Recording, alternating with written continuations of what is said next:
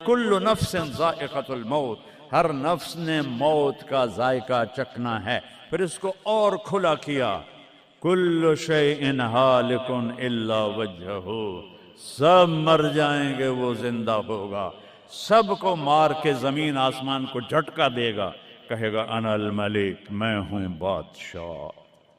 پھر دوسرا جھٹکا دے گا، پھر کہے گا انا القدوس السلام المومن، پھر تیسرا جھٹکا دے گا، پھر کہے گا انا المہیمن العزیز الجبار المتکبر۔ اکیلا ہوگا، جبریل بھی مر گیا، میکائیل بھی مر گیا، اسرائیل بھی مر گیا، اسرافیل بھی مر گیا، عرش کے فرشتے بھی مر گئے، ساتوں آسمان کے فرشتے بھی مر گئے، نبی بھی مر گئے، ولی بھی مر گئے، انسان بھی مر گئے، جنات بھی مر گئے، جانور بھی مر گئے، ہر روح والا، ہر جاندار بے جان سب مر گئے، فنا۔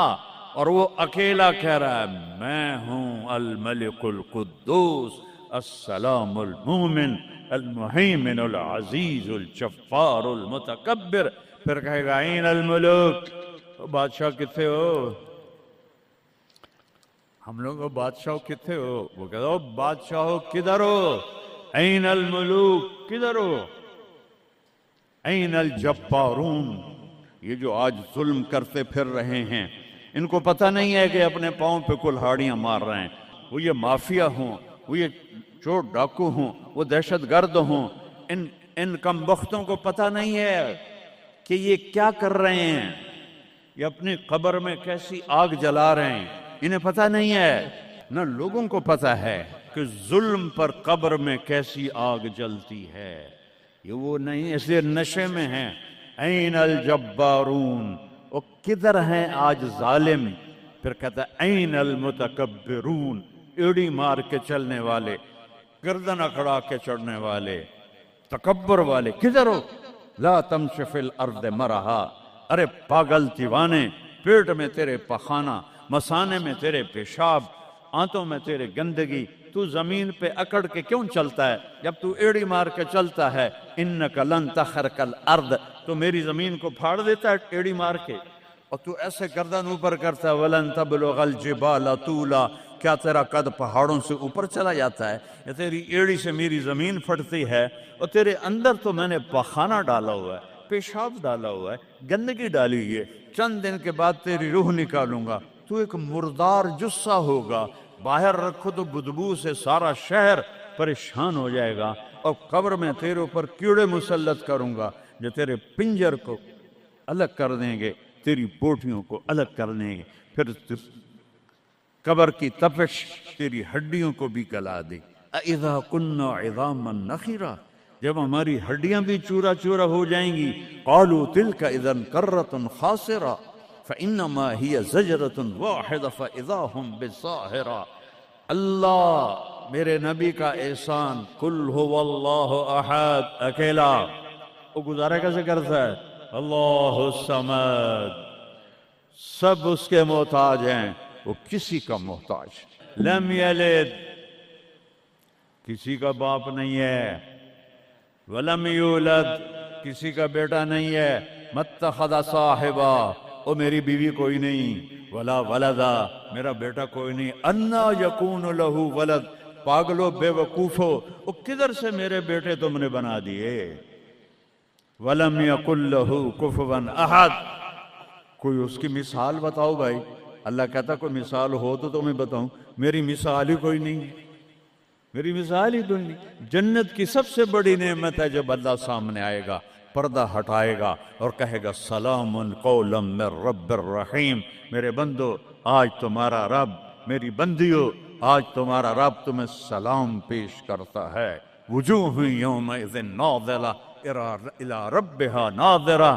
جب اللہ اپنا پردہ ہٹائے گا، جب جنت والے جنت میں اور سارے جنتی اپنی اپنی جگہ میں، تو فرشتہ اعلان کرے گا اللہ کی ضیافت ہے، جمع ہو جاؤ، سارے جمع ہوں گے، ایک میدان ہے جنت الفردوس میں، اس کا نام مزید ہے، جبریل آئے ایک شیشہ لے کر، یا رسول اللہ یہ شیشہ، اس میں یہ نقطہ آپ نے دیکھنے کہا کہ یہ کیا ہے، کہ یہ میدان مزید ہے، اس کا نام ہے مزید، اس کی گھاس زعفران کی ہے، پر پیلی نہیں، سفید رنگ کی گھاس ہے، اور یہ اللہ کے دیدار کی جگہ ہے۔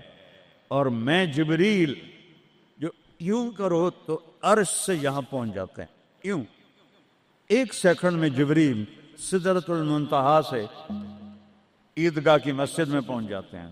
وہ کہتے ہیں یا رسول اللہ، میں اس میدان میں سال ہا سال اڑا ہوں، مجھے نہیں پتا کہاں شروع ہوتا ہے کہاں ختم ہوتا ہے۔